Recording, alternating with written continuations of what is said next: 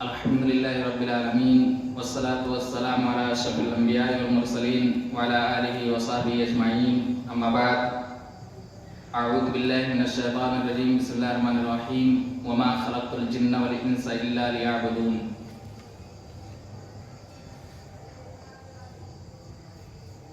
ہر قسم کی حمد و ثنا اللہ رب العالمین کے لیے ہے، جس کی توفیق سے ہم لوگ یہاں اکٹھے ہوئے ہیں۔ بعدہ درود و سلام انبیاء کرام پر، خصوصی طور پر آخری نبی محمد رسول اللہ صلی اللہ علیہ وسلم پر۔ اللہ رب العالمین نے ہمیں بے شمار نعمتوں سے نوازا ہے، اور اتنی نعمتیں دی ہیں کہ ہم ان نعمتوں کو شمار کرنا چاہیں تو ہرگز نہیں کر سکتے ہیں۔ اور اسی چیز کو اللہ رب العالمین نے قرآن حکیم کے اندر 2 مرتبہ تذکرہ کیا ہے۔ اللہ رب العالمین کہتا ہے وَآتَاكُم مِّن كُلِّ مَا سَأَلْتُمُوهُ وَإِن تَعُدُّوا نِعْمَتَ اللَّهِ لَا تُحْصُوهَا، کہ اللہ رب العالمین کہتا ہے کہ ہم نے اتنی ساری نعمتیں تمہیں دی ہے کہ اگر تم میری نعمتوں کو شمار کرنا چاہو، گننا چاہو، کاؤنٹنگ کرنا چاہو تو تم ہرگز نہیں کر سکتے ہو۔ لیکن اللہ رب العالمین کہتا ہے اس کے باوجود انسان کو دیکھو کہ کتنا بڑا ناشکرا ہے۔ تو اللہ رب العالمین نے ہمیں بے شمار نعمتیں دی، ان نعمتوں کا تذکرہ اللہ رب العالمین نے قرآن حکیم کے اندر 2 مرتبہ کیا کہ اگر تم نعمتوں کو شمار کرنا چاہو تو تم ہرگز نہیں کر سکتے ہو۔ یقیناً انسان اگر غور کرے تو اللہ رب العالمین نے ہمیں بہت ساری نعمتیں دی۔ یہ آسمان میں اڑتے ہوئے پرندے، یہ زمین پر چلتے ہوئے جانور، یہ سرسبز کھیتیاں، یہ ہریالی باغیچے، اور اسی طریقے سے ٹھاٹھے مارتے ہوئے سمندر، یہ سب کچھ اللہ رب العالمین نے انسانوں کے لیے دیے، اور انسان اللہ رب العالمین کی عبادت کے لیے ہے۔ قرآن حکیم کے اندر اللہ رب العالمین کہتا ہے وَمَا خَلَقْتُ الْجِنَّ وَالْإِنسَ إِلَّا لِيَعْبُدُونَ، کہ ہم نے جنات اور انسان کو اپنی عبادت کے لیے پیدا کیا۔ حقیقت تو یہ ہے کہ انسان اگر پوری زندگی اللہ رب العالمین کی عبادت کرے پھر بھی اللہ رب العالمین کا اس کی ایک نعمت کا وہ شکریہ ادا نہیں کر سکتا ہے۔ اس کے باوجود دیکھو کہ جب بندہ اللہ رب العالمین کی عبادت کرتا ہے تو اللہ رب العالمین مختلف قسم کی رحمتوں سے، مختلف قسم کی برکتوں سے اس انسان کو نوازتا ہے جو اللہ رب العالمین کی عبادت کرتا ہے۔ آج کے درس کے اندر ذکر کریں گے کہ عبادت کے کون سے فوائد ہیں۔ تو پہلا فائدہ یہ ہے کہ جب بندہ اللہ رب العالمین کی عبادت کرتا ہے تو عبادت کے ذریعے سے بندہ اللہ رب العالمین کا تقرب حاصل کرتا ہے، اللہ رب العالمین کا قریبی بندہ بن جاتا ہے۔ صحیح بخاری شریف کی روایت ہے کہ اللہ رب العالمین خود کہتا ہے کہ میرا بندہ فرائض کے ذریعے سے میرا قریب ہو جاتا ہے، یعنی جو میں نے اس کے اوپر فرض کیے ہیں، چاہے نماز ہو، روزہ ہو، زکوٰۃ ہو، حج ہو، کوئی بھی فرائض ہو، اگر بندہ ان فرائض کا اہتمام کرتا ہے تو اللہ کا قریب ہو جاتا ہے۔ اور جب بندہ نوافل کا اہتمام کرتا ہے تو اللہ رب العالمین اس انسان سے محبت کرنے لگتا ہے۔ ایک بندہ نماز پڑھتا ہے، ساتھ ہی ساتھ میں نوافل بھی پڑھتا ہے۔ ایک بندہ رمضان کا روزہ رکھتا ہے، ساتھ ہی ساتھ وہ بندہ نفلی روزے بھی رکھتا ہے۔ ایک بندہ زکوٰۃ دیتا ہے، ساتھ ہی ساتھ وہ صدقہ و خیرات کرتا ہے۔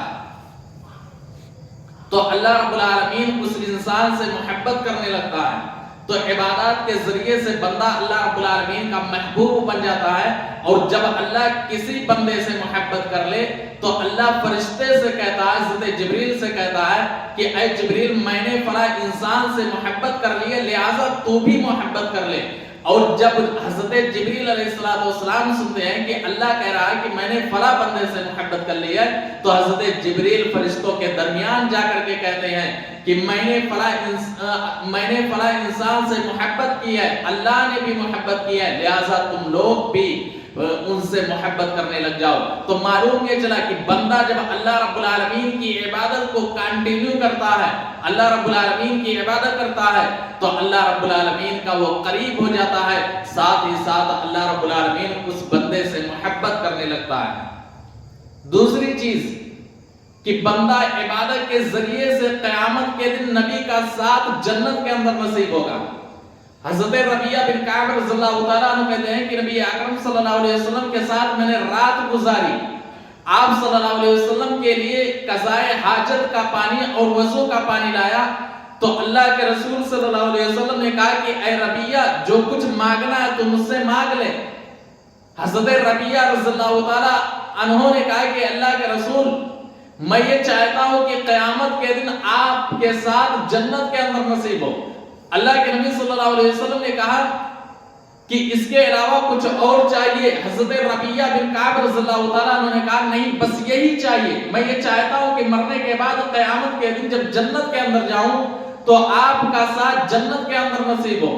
اللہ کے رسول صلی اللہ علیہ وسلم نے کہا فَإِنِّي عَلَى نَفْسِكَ بِكَثْرَةِ السُّجُودِ، اگر تم یہ چاہتے ہو کہ قیامت کے دن جنت کے اندر میرا ساتھ نصیب ہو تو تم کثرت سجود کے ذریعے سے میری مدد کرو، اپنے نفس کے اوپر کثرت سجود کے ذریعے سے مدد کرو۔ معلوم یہ چلا کہ بندہ جب اللہ رب العالمین کی عبادت کرے گا، نماز کا اہتمام کرے گا،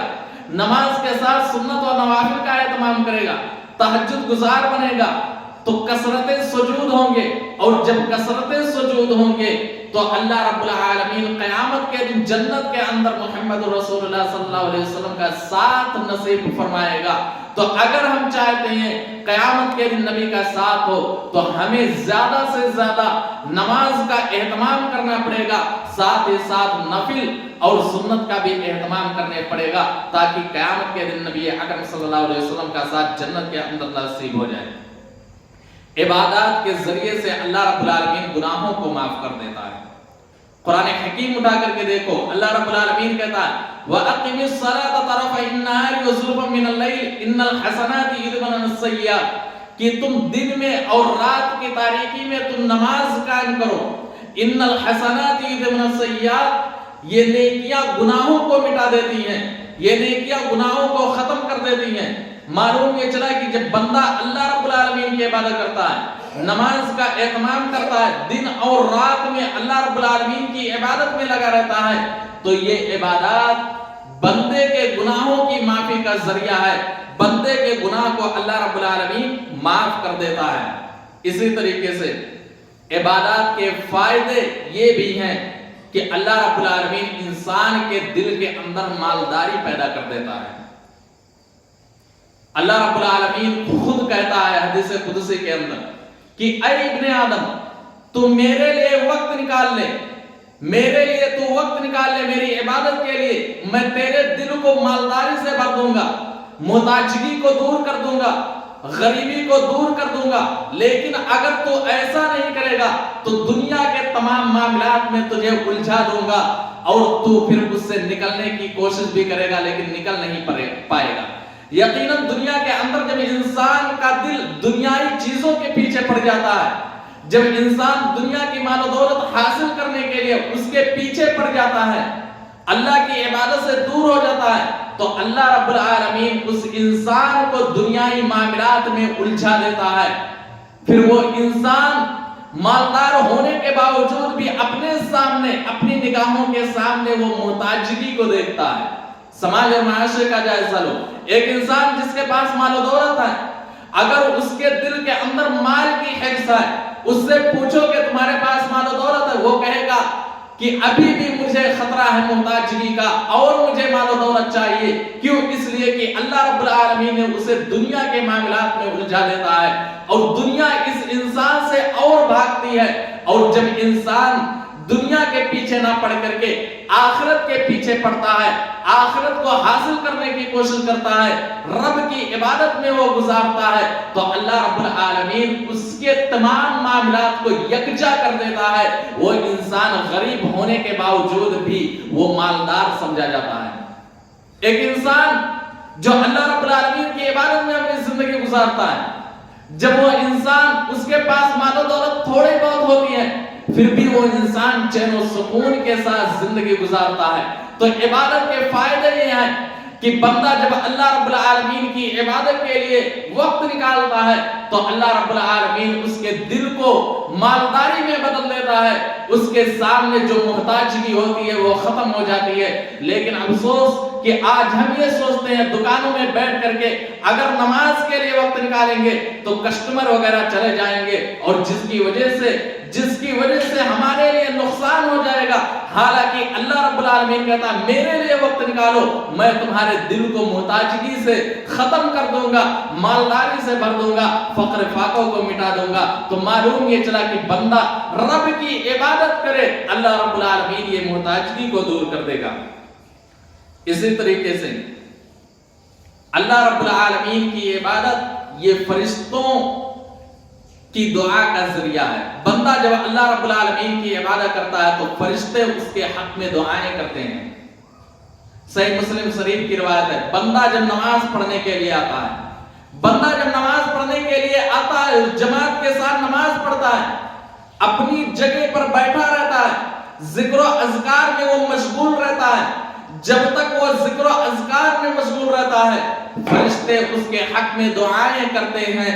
فرشتے اس کے حق میں اللہ رب العالمین سے دعائیں کرتے ہیں، اللہم اغفر لہ ورحمہ، اے اللہ تو اسے معاف کر دے، اس کے اوپر تو رحم فرما۔ معلوم یہ چلا کہ ایک بندہ جب نماز ادا کرتا ہے، نماز ادا کر کے اپنی ہی جگہ پر بیٹھ کر کے ذکر و اذکار کرتا ہے، اور جب تک وہ اپنی جگہ پر بیٹھا رہتا ہے، فرشتے اللہ رب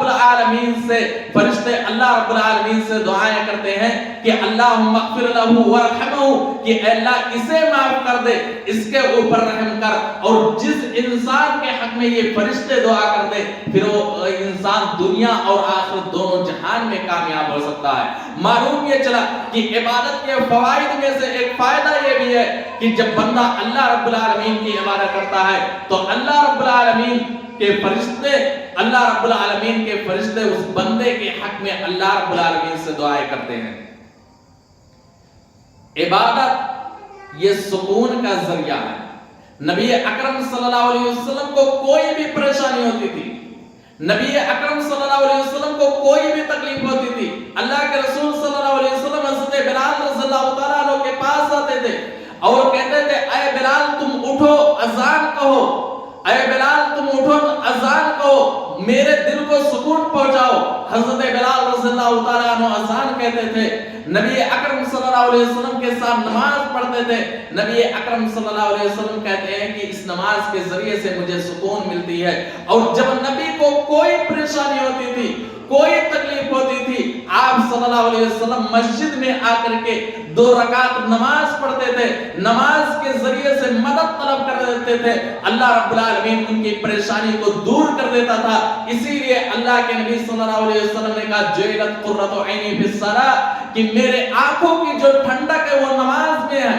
مجھے جو سکون ملتا ہے وہ نماز کے ذریعے سے سکون ملتا ہے۔ تو دنیا کی پریشانیاں اور دنیا کی مصیبتیں، دنیا کی تکلیفیں انسان کو اس وقت دور ہوتی ہے جب رب کی عبادت کو وہ بہت ہی محنت کے ساتھ اور بہت ہی خشوع اور خضوع کے ساتھ جب رب کی عبادت کرتا ہے تو اس انسان کو سکون ملتی ہے۔ نبی اکرم صلی اللہ علیہ وسلم کو جب کوئی پریشانی ہوتی تھی، آپ صلی اللہ علیہ وسلم حضرت بلال سے کہتے تھے اے بلال تم اٹھو اذان کہو، تم اقامت کہو، میں نماز پڑھوں گا، نماز کے ذریعے سے مجھے سکون ملنے والا ہے۔ معلوم یہ چلا کہ جب بندہ اللہ رب العالمین کی عبادت کرتا ہے، اللہ رب العالمین کی عبادت کرتا ہے تو دنیا کی مصیبتوں میں جو الجھا ہوا ہوتا ہے، دنیا کی پریشانیوں میں جو وہ اس کو ٹینشن ہوتی ہے، جو ڈپریشن کا شکار ہوتا ہے، وہ ساری کی ساری چیزیں ختم ہو جاتی ہیں اور اسے سکون مل جاتی ہے، اسے وہ پریشانی اور وہ مصیبت ختم ہو جاتی ہے۔ اسی طریقے سے عبادت کے فائدے یہ بھی ہیں کہ بندہ جب دعا کرتا ہے اللہ اس کی دعا کو قبول کرتا ہے۔ اللہ کے نبی صلی اللہ علیہ وسلم نے کہا اقرب ما یکون العبد من ربه وهو ساجد فاکثر الدعاء، کہ سجدے کی حالت میں تم اللہ سے زیادہ قریب رہتے ہو، اسی لیے تم سجدے کی حالت میں اللہ رب العالمین سے دعائیں کرتے رہو۔ تو آج کے درس کا خلاصہ یہ ہے کہ جو ہم عبادتیں کر رہے ہیں، عبادت چاہے نماز ہو، چاہے روزہ ہو، چاہے زکوٰۃ ہو، حج ہو، قربانی ہو، کوئی بھی عبادت ہو، اس عبادت کا فائدہ یہ ہے اور اگر انسان زندگی بھر اللہ رب العالمین کی عبادت کرے اور اللہ کی کسی بھی نعمت کا حق ادا کرنا چاہے تو وہ نہیں کر سکتا ہے، تو جو عبادت ہم کر رہے ہیں اس کا اللہ رب العالمین رحمتوں کا، برکتوں کا نزول کرتا ہے۔ فائدے میں نے جو آپ کے سامنے ذکر کیے کہ جب بندہ اللہ کی عبادت کرتا ہے تو عبادت کے ذریعے سے اللہ کا محبوب بندہ بن جاتا ہے اور اللہ کا قریبی بندہ بن جاتا ہے، اللہ اس انسان سے محبت کرنے لگتا ہے۔ اسی طریقے سے قیامت کے دن نبی اکرم صلی اللہ علیہ وسلم کا ساتھ جنت کے اندر نصیب ہوگا۔ جب قیامت کے دن انسان جنت کے اندر داخل ہوگا، عبادت کے ذریعے سے بندے کے گناہ معاف ہو جاتے ہیں۔ جب بندہ اللہ رب العالمین کی عبادت کرتا ہے تو وہ عبادت بندے کے گناہوں کی معافی کا ذریعہ ہے۔ اسی طریقے سے اللہ رب العالمین اس عبادت کے ذریعے سے اللہ رب العالمین محتاجگی کو دور کر دیتا ہے، مالداری کو لا دیتا ہے۔ انسان کے دل کے اندر جو محتاجگی کا خوف ہوتا ہے اس محتاجگی کو اللہ رب العالمین دور کر دیتا ہے۔ فرشتے بندے کے حق میں دعائیں کرتے ہیں جب بندہ اللہ رب العالمین کی عبادت میں مشغول ہوتا ہے۔ دنیا کی مصیبتیں اور پریشانیاں جب انسان کو گھیر لیتی ہیں اور انسان ڈپریشن کا شکار ہونے لگتا ہے تو یہ عبادتیں انسان کو سکون پہنچانے کا ذریعہ ہے، انسان کو سکون